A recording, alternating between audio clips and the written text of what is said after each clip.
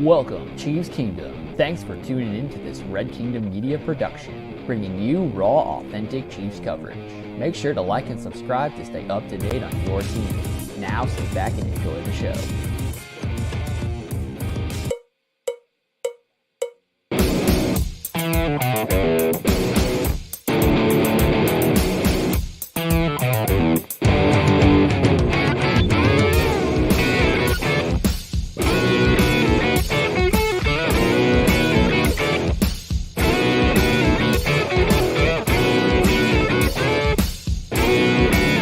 This is the Red Kingdom Media Live Postgame Show. Let's go! Welcome to this Sunday late evening, turning into evening basically, edition of the Red Kingdom Media Live Postgame Show, the AFC Championship edition, where your Kansas City Chiefs defeat the Baltimore Ravens with a final score of 17-10. And let's just get it out of the way. Go around the table. Go ahead and get a nice victory squeal out. I know y'all are holding back. Huh? Huh? I'll let you go ahead. Nah, it's cool. Every time I put that post out, it's cool after a loss. Hey, we still going to the Super Bowl. Y'all didn't believe me though. We run the AFC. I don't care if we go to Canada, Germany, Kansas City. It don't matter. We going to Las Vegas. We going to the Super Bowl. It's going on. If this was a year you were supposed to beat us, and you didn't, and we said, let us cut back. Let's go with the guys that make some plays. EBS, you Frank Clark of the offense. I don't know what it is. Wait. You wake up. I'm done. He get his money, bro. I don't care. He can have it. I don't care. He can have it. He only got a 3-year deal as well, too. He can have it. Go ahead and take it, bro. It's cool. We're going back to the Super Bowl. Go ahead and take it. I'm gonna let you finish. I'm gonna let you go. I'm cool because we got all this and we going later as well too. I don't care. Y'all think I'm gonna be too drunk? I'm getting pumped off y'all's. I want to ride off your train. I mean, like you said, if not now, then when? I mean, like, this was the league's year to get us right here. You kick us while you down, beat a dead horse. You could call it whatever you want to. We walked in here with all the odds, the world against us. That's who it was, literally. And then we showed y'all. It's like I told y'all, we coming for everything. We're coming to take everything. We're not leaving anything on the table. Nothing is left out there. Like they said, this is the number one offense this season. They beat all these good teams. Check them off the list. The only team that they hadn't seen is the Kansas City Chiefs until today. All right, y'all ready for this? Mm-hmm. Okay. And still undisputed American Football Conference champion of the world, Patrick Mahomes. Y'all, Patrick Mahomes played the villain, denying the feel-good story of Josh Allen versus Lamar Jackson, denying both of them from ever seeing the Super Bowl. So both get to battle for number 2 in the AFC, but they no longer can argue being number 1, period. At this point, y'all, if you haven't done it, you got to prove it. So, to whoever tonight in the NFC Championship game, whichever one of you quarterbacks who wants to try to get your feel-good story out, remember what I just said. It's heel Mahomes now. It's Hollywood Mahomes. He's not trying to get love from everybody else. Travis Kelce ain't trying to get love from anybody else. This team is mad. People like me also. We doubted them. I was dumb. So, if there isn't a sign of God stronger than playoff MVS, y'all, considering what we see during the regular season, we got to be patient. We got to believe. This defense held Lamar to 10 points. 3 in the second half. How many times did they almost get jinxed, bro? Karma and Snead getting the fumble touchback. That's what karma is. And I will continue to reverse jinx my way through this postseason because if it's working, I know y'all don't want me to stop. Yep, so don't. Y'all don't want this. This is. I don't care who we play next week. So I will continue to quote doubt the Chiefs, but I'm always waiting for now the villainous heel-turned Patrick Mahomes to say to hell with everybody's feel-good story in this NFL season. I'm done. We don't care. We don't care. I had to give you another shot for that one. That was a good intro, man. It's just, I appreciate it. And even though we've been doubtful of what they've been doing all season and some of the inconsistencies that they had, they were valid though. I don't think we completely always lost faith in the team. I think we were just trying to come into terms if it was to end early, okay, we know the reasons why. But just the switch and the turn on, I don't really care if the offense scores 17 points and didn't score any points in the second half. Because they did their job just getting up ahead in the beginning of the game. That's what you had to do against this defense. Like, they haven't been used to that all year. They always either been in it and they was able to run away with it, but you really met up with a defense that they don't care what's going on out there. We're going to go ahead and lock down. Yes, you had a couple big plays with Zay Flowers, but that bend don't break. It came through, and it was solid. And at that, you only gave up 3 points. You had a turnover. And your offense didn't score any points in the second half either. They rode a 17-7 lead for how long? Until 2.5 minutes left in the fourth quarter. Right. They rode a 10-point lead for 28 minutes straight. And it started before kickoff. It started with the Justin Tucker bull BS at the beginning of the game.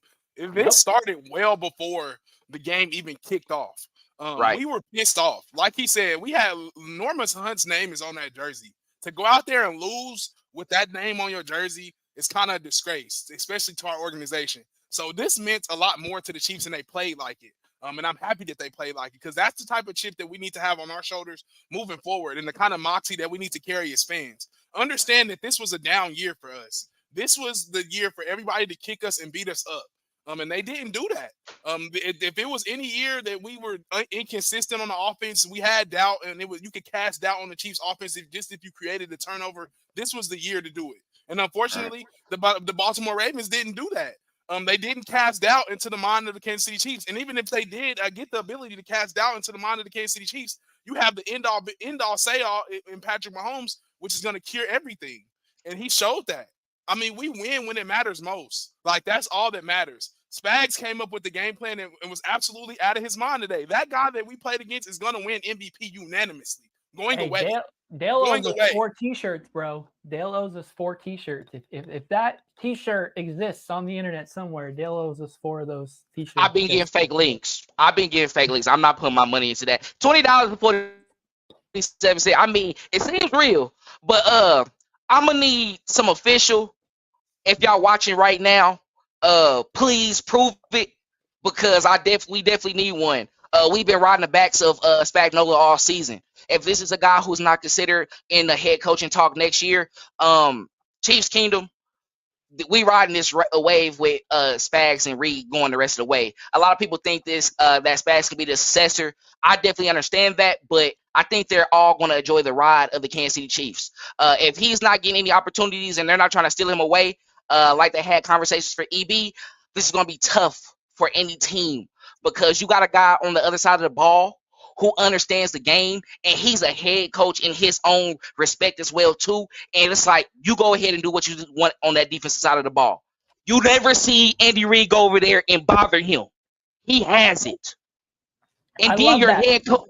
Yes, the commentator, go ahead. Tony's like, make that point. Oh man, these defensive coaches, they're under the Andy Reid tree. And the thought I had after that was, and Andy Reid had 0% to do with any of that, because Andy Reid firmly wiped his hands clean of the defense and said, no, you figure it out. And look what Spags has figured out over the course of his coaching career. The man was out of coaching for a while, doing like NFL videos promoting how much he loves NFL defense. Yep. So how the NFL let this man fall out of the NFL to then come back underneath a coach who he knew was just going to let him do whatever he wanted, draft whoever you want, follow your lead, follow your guidance. And they've ridden that all the way to the Super Bowl. And I feel I feel like the message of the year is really just stay steadfast, trust the process. We talk about that a lot around here in Kansas City and understanding what it is to do that. But this is a prime example of that this year. We were not good. We had to go with the ebbs and flows of the game. So we had to make adjustments, and like we really did. Like it was not easy all year. So stay fast, keep your eye on the prize. When everything is whipping around you, find a way to be a light and be a rock in the storm. And I feel like that's what the Chiefs found out and figured out a way to do this year. And it showed in the most important games. Like, we're going to rely on the things that got us here, which is that defense playing absolutely out of their mind with their hair on fire. We're going to trust our defensive coordinator because he's one of the best in the game. And if you don't believe it, then watch us. We'll show you. And that's what they did. Yeah. And, we giving a lot of credit to the defense and Sagnola and also Andy Reid being a great head coach and doing what he did with the offense as well, too. But, I want to really give a big shout out to Clark Hunt. Once his father passed away and he was able to take over the team and really lead them into the right direction, he really made some great decisions that really pushed us forward as an organization. Once Andy Reid got available in the offseason, he was released by the Philadelphia Eagles and they agreed to part ways. I think that was just tremendous on him for bringing him in and then allow him to get back to what he does best. And then also going out there getting a guy like Alex Smith that helped jumpstart what this organization is doing right now, and with them having that winning culture as well too, we gotta thank them for at the forefront for what they was able to allow. And then actually after that, going after Patrick Mahomes and Brett Veach being a guy who scouted that and really pushing forward for that as well too, saying, okay, John Dorsey, you're great at finding talent. You're not that great at putting together contracts. We're going to go ahead and let you go. We thank you for your time. We was able to get players out of that as well, too, and be able to do something with that. But Brett Veach came in, and he was a driving force and saying, you know what we're going to do is we're going to believe in the talent that we have here. We get frustrated for not going out there making the biggest moves in the offseason. And he said, my guys that I bring in right here, George Karlaftis, people who talk down on him the beginning of the part of last season, is dog. But his critique was that he's the perfect Spagnuolo end, and everyone's like, but what does that mean? Did y'all see what that means now? You see now. And that's how I wanted to speak to that point too.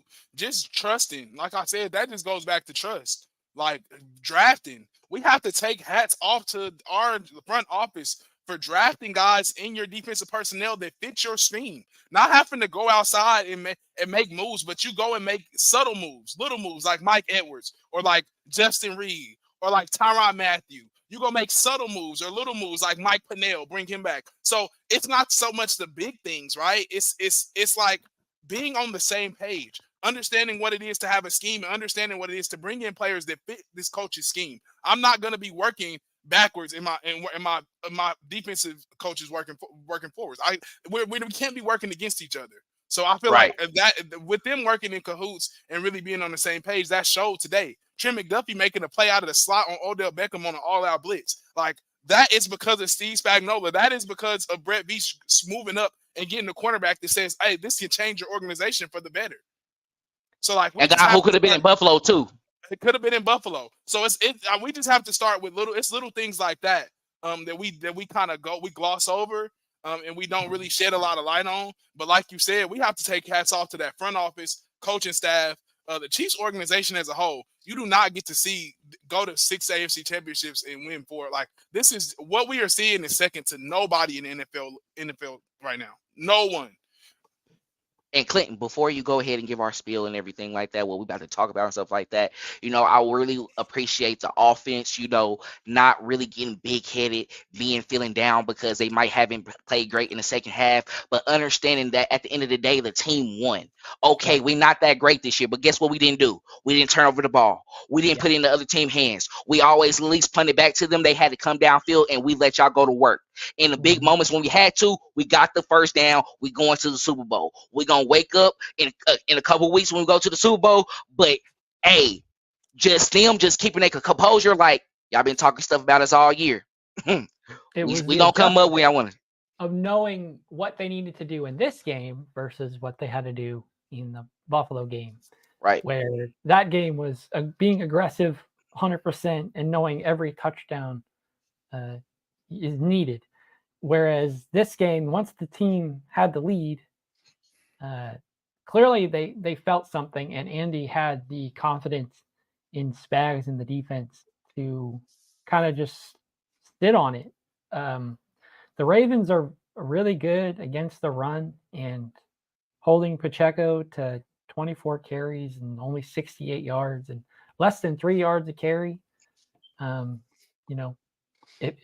Seeing that unfold, that would give you some concern. So maybe that's one of the reasons why we ended up seeing the points and the offensive totals kind of dip in this game. But it also is in the complementary state where your defense is balling out and you have total trust in them. And I mean, let it be known, the Ravens shot themselves in the foot several times, and they also got lucky plays that benefited them in the exact same way. So if it was Chiefs not going to be an easy thing. I feel like I'm sorry. Lamar. If the Chiefs capitalize on those turnovers and stuff, we have a different game, right? Do you not feel that same way? If we capitalize on the turnovers and just different things that we have, I think we're looking at a blowout. I mean, I'm sorry for cutting you off. Don't worry about it. We were 2 points away from a safety if Chris Jones doesn't get tripped illegally, but not call the flag. The batted ball up in the air that gets caught by our quarterback. Dale, you said this time it needs to not be a loss against the Chiefs, and it was a great stat. And the funny joke about that is, look at this amazing play by Lamar, followed by in the replies, there was a punt following this drive. So Mahomes is going to do something, and it's going to end up big. And those Lamar plays, avoiding some sacks, chucking it up and getting their lucky duck touchdown, so to speak. Spags just made life difficult. And even when the Ravens did get victorious in parts, they pulled the mid to late season Chiefs offense card, where they make their mistake and it cost them, and then they look at the scoreboard and what do they have to show for it? I mean, this game is the complete reversal of last week, especially in the time of possession. Remember last week, the Chiefs only had the ball for 25 minutes and scored more points than that. This time, they have the ball for nearly 40 minutes, and they have 17 points to show for it. So a couple of drives where they scored was those long 9-minute drive that took up a lot of chunk, and then you had those other drives that just kind of stalled out. But the Chiefs were trying to make it a point, to not have very many incompletions, to not stop the clock very much. This was, especially now that we have the lead, keep it moving and play possession. I mentioned her just a little bit ago. Pacheco was getting stopped on runs because the Ravens are really good against that. So that could be one cause of concern. Is that was the other thing you had last week against Buffalo. You felt like you could hold your hang your hat on a little bit, and it was starting to fall away, and you could see the offense kind of get a little nervous about that. But once it was, under 3 minutes, they did just enough to cause the kneel down to end the game. Yeah, and I just feel like it was the Ravens not getting out of their own way. They played the game good enough, and I feel like the game plan was kind of like, if he has to beat us with his arm going for 300, then that's what it'll be. And Lamar played absolutely into their hands. It was some plays where Tony Romo was like, "Why don't you just pull it down and run it?" Lamar like, "No, why are you holding on to the ball?" But it was like Steve Spagnuolo plan. It worked. Like that's what he wanted you to do. If anybody knows Spags, the one thing he wants you to do is tee it up 30 times and throw the ball. Drop back, and he wants you to do that. That's his game plan. 37 times. Into their hands. Exactly. And I feel like just that, not so much the rush and get in there, but kind of like how they rushed him. He held onto the ball a lot. He tried to make plays. Everything was kind of behind the line of scrimmage or behind the sticks. They kind of didn't let him scramble forward a lot. It was kind of more east and west. So I feel like that Steve Spagnuolo's, man, his game plan, like, oh my God, like this was a defensive game through and through. But you got to credit the players, and shout out to Lamar as well, too. He did what he really could. I think he was really trying to, put it in the hands of himself. It happens when it comes to games like this. But how he was talking about how they were able to get after Lamar and everything like that, a couple times he was able to slip. But if you see, the angles was getting him. No, you're cutting back in, and we're either going to light you up, you're going to get the yardage, but you're not going crazy, and you're not going to go out there and make an extravagant play. And then at times when they're rushing him, they're right in his face. No, bro, you're going to try to roll out. Yes, I'm going to put all of my 350 plus pounds on the back of your back, and you're going to either throw an incompletion or I'm sacking you. You're not escaping. Now, a lot of times, Drew Tranquil, he kind of got exposed, but at the same time, it's just consistent pressure. That's what they was talking about before. You don't let a quarterback like Lamar stay in the pocket. Y'all think he can't throw. He can throw when you give him time. You see the deep balls downfield to Zay Flowers. It's just with us, you got us on one, you got us on the next, but you didn't score, and you was talking too much, 10 plus yards, you got it, and then you fumbled. You can't do that against a defense like the Chiefs. If you're going to expose us, you better be quick on the ball and keep going and make this defense tired. On the last one, you saw our defense very tired, but they was able to buckle down and not allow any points. They forced the field goal. Justin Tucker had to kick it. And then it came to, can you stop the offense? And you didn't. But overall, the credit goes to Spags. It goes to him. He drew it up like he was supposed to. If Willie was in the game, it could have been a lot worse for Lamar Jackson. I'm going to be honest. We can speak on hypotheticals now because we won the game, and then you saw what was happening earlier. They didn't even really have a real spy on him. Drew Tranquil at times, but it's like the rusher, what we doing is when we rush you, we not allowing you outside the pocket like that. Now, I don't even want to transition into this conversation, but just think about it that Spags now has 2 weeks to prepare for either Jared Goff or Brock Purdy. Either Jared Goff round 2 or Brock Purdy. You don't want that.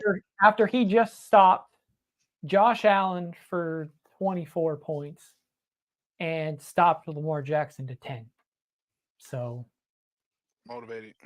You give him, like you said, you're giving a guy that I don't see why doesn't have a head coach candidate, but has 2 Super Bowls. You're giving him 2 weeks to prepare, either for a team that he's gonna really have a team that's pent up aggression for within the Lions, or a team that he's already faced before in the Super Bowl, in a coordinator that he's already faced in Shanahan. So, you pick your poison at this point. Give me Spags over the field. His game plan, like I said, was second to none. And for him to not have one of his best linebackers to do what we all know that he was going to be in that game to be assigned to do, and to still figure out a way to get a win. Take your hat off. I mean, how many more times can we say it? Like, you can't draw it up any better. When you have a guy holding on to the ball for 3, 4, 5 seconds, that is not a plan for success. We know that with Mahomes. And Lamar Jackson did that today. He gave us the game. It was what he wanted to do. I'm sorry, and I hate to say that about Lamar, but we exposed him as a passer again. You as a decision maker. You have to be able to make good decisions in the moment. On 3rd and 1, you got to understand the situation and get the first down. You cannot take a sack on 3rd and 1. That's just common sense and not winning football. So he didn't play like a winner today, and it showed. You're not wrong. I'll go ahead and interrupt to ask everybody watching or listening to like and subscribe and follow us on all our social media platforms at Red Kingdom Media. Subscribe to us on YouTube. Follow us on Spotify and rate us 5 stars if you're interested. Check out our TikTok if you want to watch some short form content. I'm sure we're going to be up on that all week because we got 2 more weeks of content, baby. Ain't that something? And we just spoiled it and kind of poked at it a little bit for you guys. We're going to return later tonight once the NFC Championship game has officially concluded, or at least majority of it has taken place to the point where we know who the matchup is. At the time of recording, the Lions are currently leading the 49ers 7-0. So I think y'all were asking for that matchup because you want the story. You want to break the hearts of Detroit fans, and I guess I'm here for it. And shout out to my family too up in Detroit as well too. We're supposed to be having a family reunion this year, so it's like I think that's just going to be a perfect outing, regardless of what it is. They've been waiting for this type of moment forever. They haven't been able to experience this. The Chiefs were just now kind of basking in this moment and being able to really enjoy the success now. So I think it's just coming all together. It's like that is like a Cinderella matchup for a lot of people, even though they didn't want the Chiefs in there. But I think it just means a lot with what happened in week 1. It's a lot of storylines within that game as well too that we want to see if it could have been a different way if some guys were playing. Be honest. Yeah, and I want to say the same thing. I just had a family reunion in Detroit probably about 4 years ago. I got some family in the D as well. So shout out to my family in the D. We did some visiting down there, visited the Greek town, just different things just about 3 or 4 years ago. So, yes, I want to see that. That's what we want. We want the best on the best. We really want a storyline. Give the reason the Chiefs to want to come and kick your door in and take everything that you got. And the Lions came here and interrupted everything that we had going on, ruined a perfect day for us in dropping our banner, and then decided to wear ski mask and go live. So I really think that this will really, really, you want to see Mahomes be motivated to go play. Other than who you want, Lonnie? You said it. I want the Lions. No. Who the player you want? I want CJ. We all do. I want him. It's Chiefs fans. I think it's Chiefs fans. We all do. We know. And I low-key like you. And I low-key like you because I like your attitude. You got to bring that to a team like the Lions. You brought a lot of motivation. But I want you because I want to shut you up again. Yeah, because we played some guys like that today. And Roquan Smith and the Ravens defense. If we didn't think that was the message today with the Ravens defense, I don't know what else it takes for you guys to see and understand. These guys wanted to kill the Chiefs. Did anybody else listen to Roquan Smith's mic'd up last week when he was telling people get on the ground, you better stay down? This is a guy that looks for contact. They are seeking to hurt. And like even Tony Romo said, hit him, knock him down, but just don't take it too far. And the Ravens took it too far today. Hitting him in the face, grabbing him around the legs, hitting him under the chin. You just got to be smart when you do it. You want to rough them up and you want to shake them and rattle them, but definitely be smart about it. And they just weren't smart about it. But the Chiefs know that people are going to try and out-physical them. They think that we play basketball on grass. Nobody believes that we can be a physical offense. We can't run the ball. And that's why I think it was, like I told Dale today earlier, it was a statement to run the ball on 3rd and short. I understand as Chiefs fans that we want to, we can throw to Travis Kelce in the flat, or we can throw to Rashee Rice in the flat or whatever out the backfield. But it's a statement when you run the ball on 3rd and 1. That is telling people that we're going to hit you in your mouth, physically blow you off the ball, take what we want. We're not going to sit here and try and dink and duck you. And that's what the Chiefs showed today. We're going to take what we want. And as fans, that's what we was complaining about as well too. I told Clinton, what I tell you when we was talking in chat, I said, honestly, I like the 4th down run because we were staying aggressive. We was complaining about that all year. Live and die by Pacheco.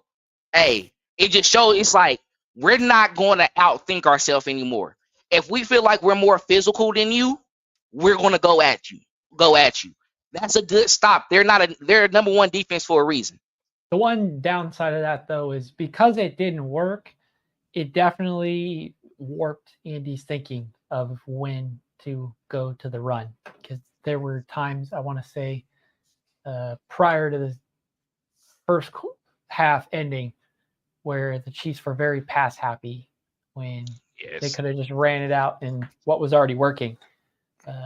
Clearly the Chiefs knew what was going to happen because second half begins and Pacheco just at most can get 3 or 4 yards, but for the most part, there's the defensive line for the Baltimore Ravens were just busting through. Penalties started to happen in the second half as well. So it was definitely getting a much tougher contest.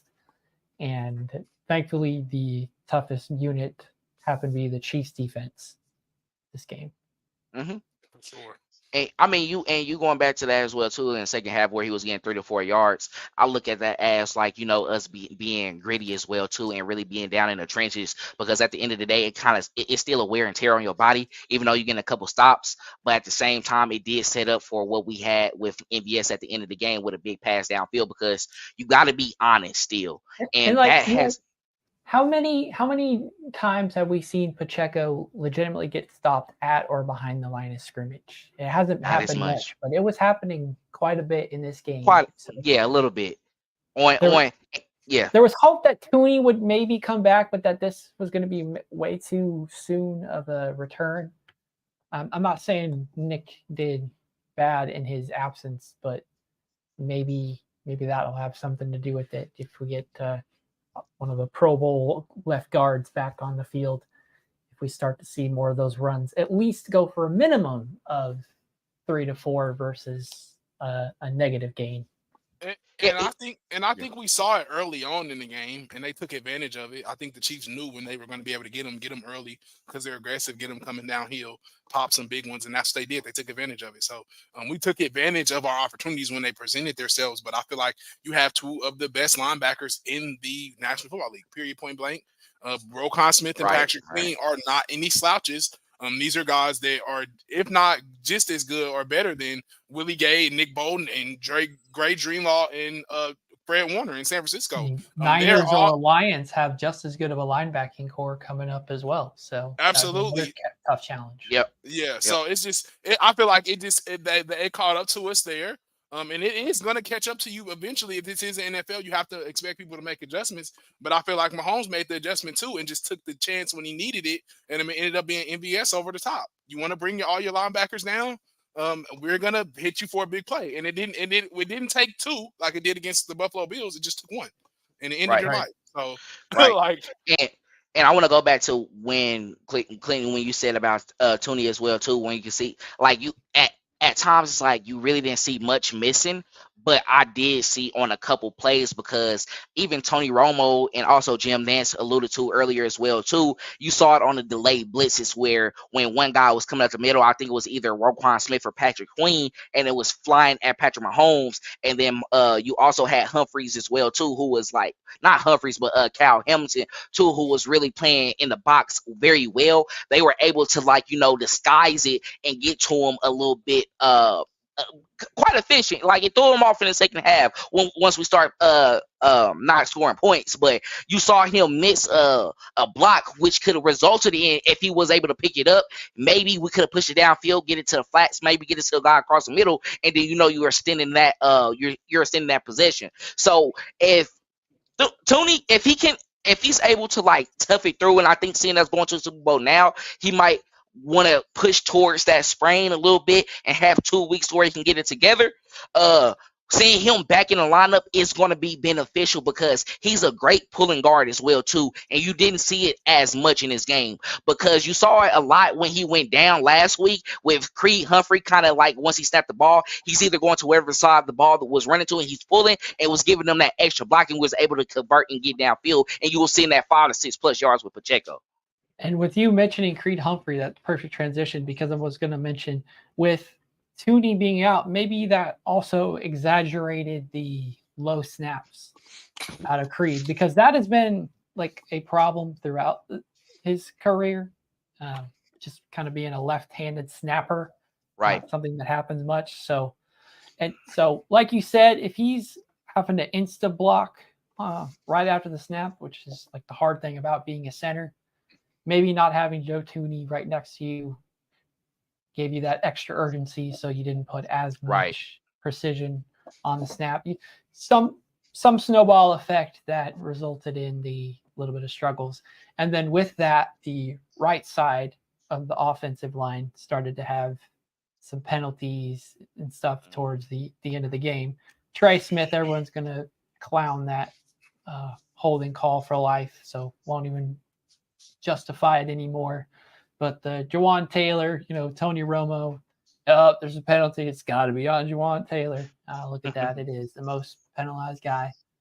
So it was strange because first half you had like 5 total penalties all game, and all of them basically happening towards the conclusion of the second quarter.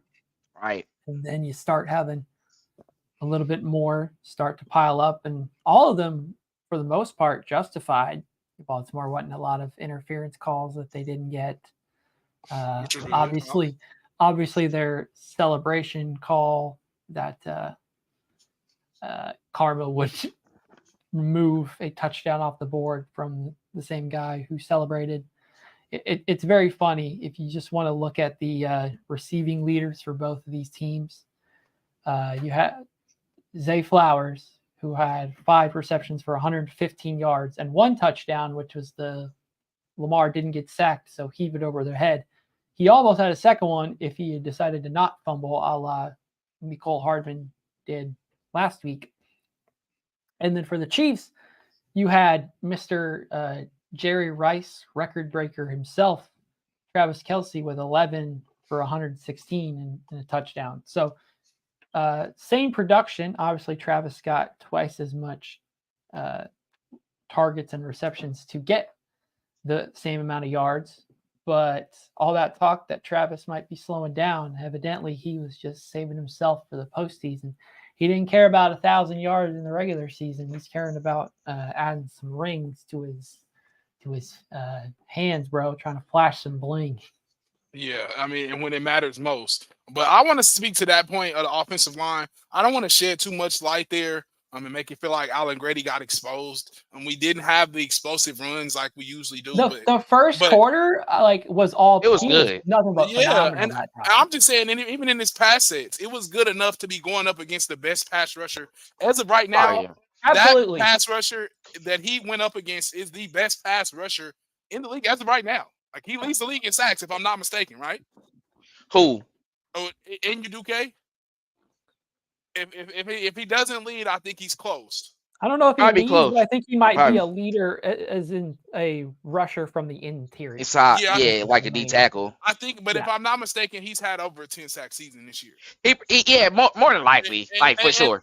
And I just want to give credit where credit is due. Alan Grady is not a guy that plays every single game like a Joe Tooney. So for him to step up in one of the biggest games of the year, we have to give credit where credit is due. And to go up against one of the best, like I said, pass rushers in the game and not get a holding call, not have the same day as Trey Smith had, unfortunately, even though they were BS calls. We have to give Alan Grady some credit. I feel like he did good enough. He was enough. enough.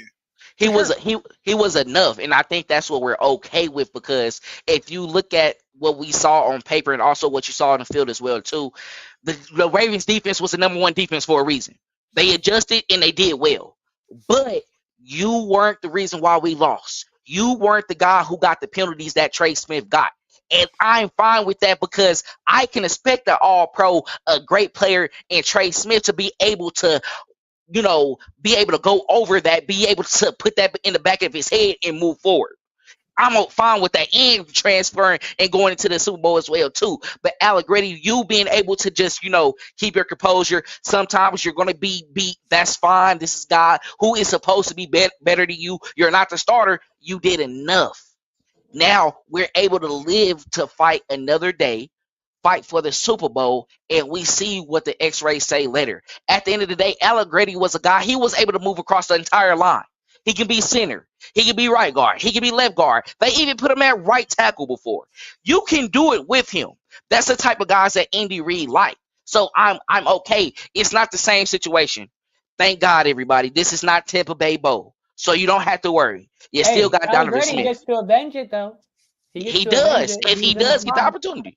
If he does, and he can make up and be like, look what look how I play though with all pros and one of the best lines in the league though. When I'm not playing with people who is not as great as who I'm playing with right now. Like the liquor is kicking in, everybody. It's fine. You guys have anything else you want to go about on the offense? Because it seems like the defense gets most of the praise this game. They do. They get all of it. Offense, thank you for not turning over the ball. That's all. Great job. Great job. Y'all can, Shout out Travis Kelce for breaking 116 right away. Absolutely. Mahomes to Travis Kelce. I hope we don't know how many more years we have of that connection, but say your prayers that we have the privilege to watch that matchup on a weekly basis. So, defense. Shout out Charles. I was rapping the 58 all week, so to see that strip sack happen, a la DT band, that was poetic, and then sucks for him to get hurt and not be able to make it back on the field because we were all sharing his picture around in Spags We Trust. He wanted this game so badly, so we'll see how badly his injury is and whether it keeps him out of the Super Bowl. But stupid non-contact injury where the leg starts to bobble, you always assume the worst. But exactly. I mean, I assumed when I was watching Patrick Mahomes do a spin on his tippy toes that he was getting his ankles broken, and he was totally fine. So yeah, shout out to Bobby. Shout out to Patrick Mahomes' kneecaps that are somehow made of gummy bears. Shout out Bobby Stroh. Yeah. And when Charles okay, I'll let you go. Oh, you're good. You're good. Go for it. I was just saying with Charles Minihue injury as well too. How it's not he kind of ran into some. I hope it was kind of one of those where it's like a little buckle and it's like a cautious. I really hope. I really hope it's a negative. If it's a negative. Yeah. It's a positive. It's at least it's a chance. And if so, he did what he was supposed to do. I think. Well, we're not counting you out yet, bro.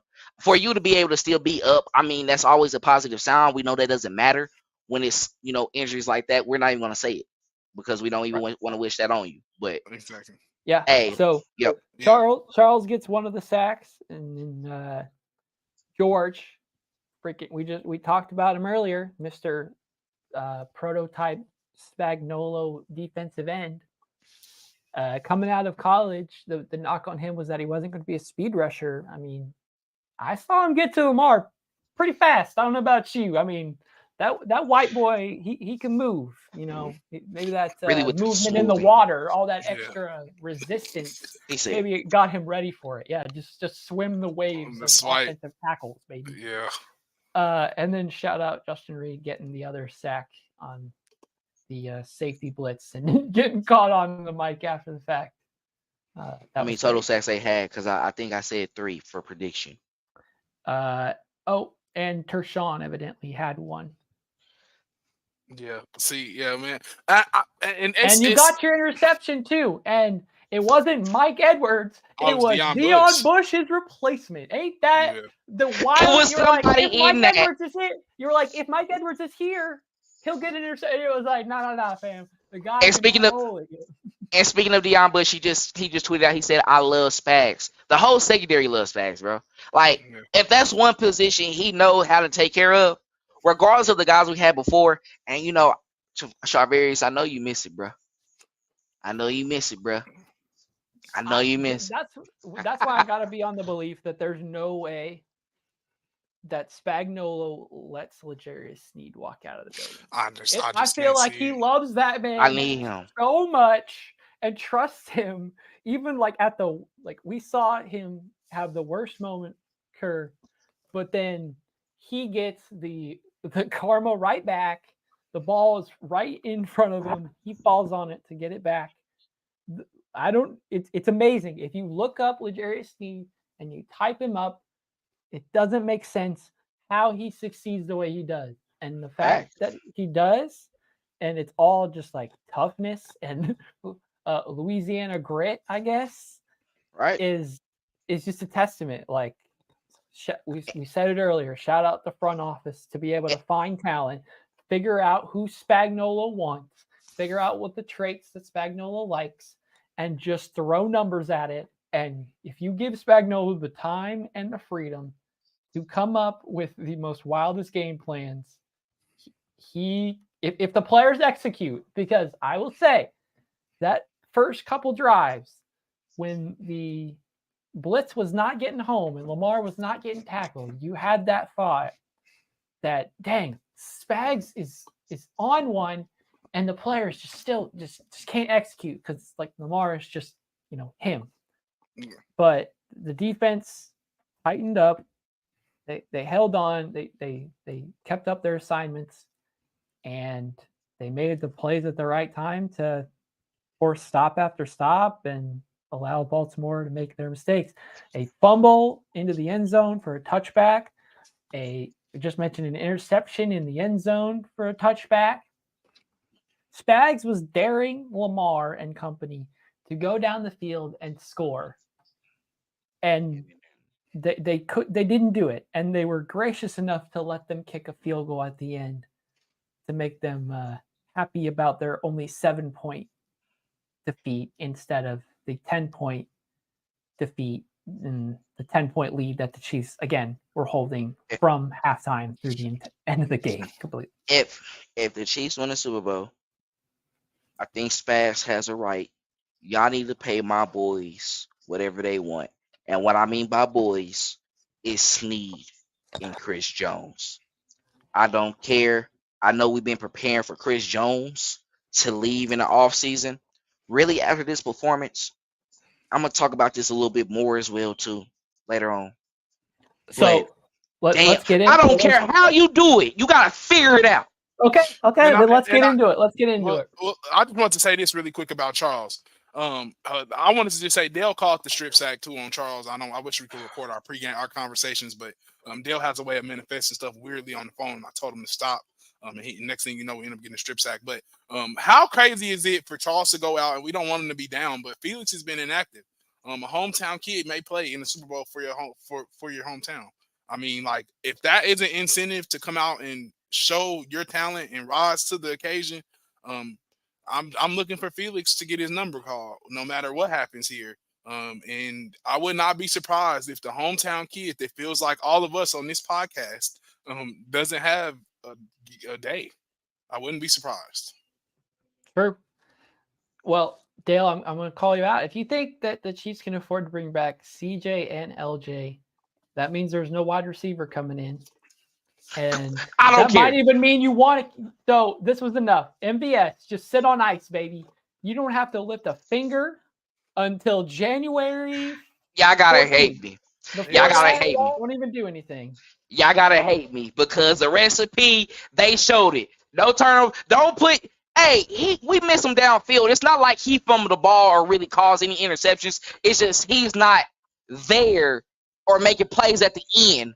Yeah, but like I'm saying in the chat right now, it's a possibility that we can go in the draft again and add something with Rashee Rice. And I like a guy that I've been saying, I like the Rice on Rice. So if you're going to go ahead and go do that, if you're going to bring somebody in and we're going to say, forget Kadarius Toney, forget McCole Hardman. Break the man's records in the postseason, the least you can do is draft his son to be on the same team to try to give him a chance to get the same record. You might as well. You might as well.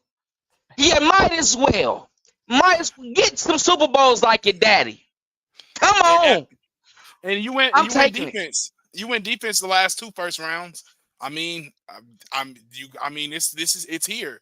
I mean, your defense has arrived. Unless the writing is on the wall for Chris, you go defense again. But if you said like you guys are saying, those are guys that have to be paid. Playing a game like this, I don't know what else you need to see from a guy Rashee to Rice pay them. drafted. He gets the thumbs up, but the other guys who came before him are hit and miss or not playing at all. So Rashee Rice was a major hit, but we also are not remembering the misses that we're also been complaining about this season. Very true. So Postseason time is in the past. Hey, you're right. I said in my sermon earlier in this show that NBS, his hands have been anointed, at least for this postseason run. They were anointed for the month of January. Let's hope that they continue into February, baby. February 11th, Super Bowl Sunday. The Chiefs are currently awaiting for the NFC Championship game to conclude. At this point in time, it is the beginning of the second quarter, and it is 14-7 Lions with the lead. Guys, do you have anything else you kind of want to talk about for this game? Otherwise, I'm going to go through our lovely live comments, and we'll send these people home for a little bit and get ready to go live again and talk about something completely different. Go first. I just wanted to say, relish the moment, Kansas City. I mean, we're here. Like, this is it, bro. Like, this is what we have been talking about all year. Like, this is why we come and do this and make this content every day. Like, we are living in a time of greatness. You cannot call it a dynasty. You can call it whatever you want to. You can call it backyard football, football on grass. You can call it whatever the beat you want to call it. I call it wins. I'll call it greatness. I'll call it a legacy. I'll call it leaving its mark on the game. And that's what we have done. So we deserve to stick our chest out and hold our head high and wear it like a shield. Nobody is better than us. So don't ever bring that up.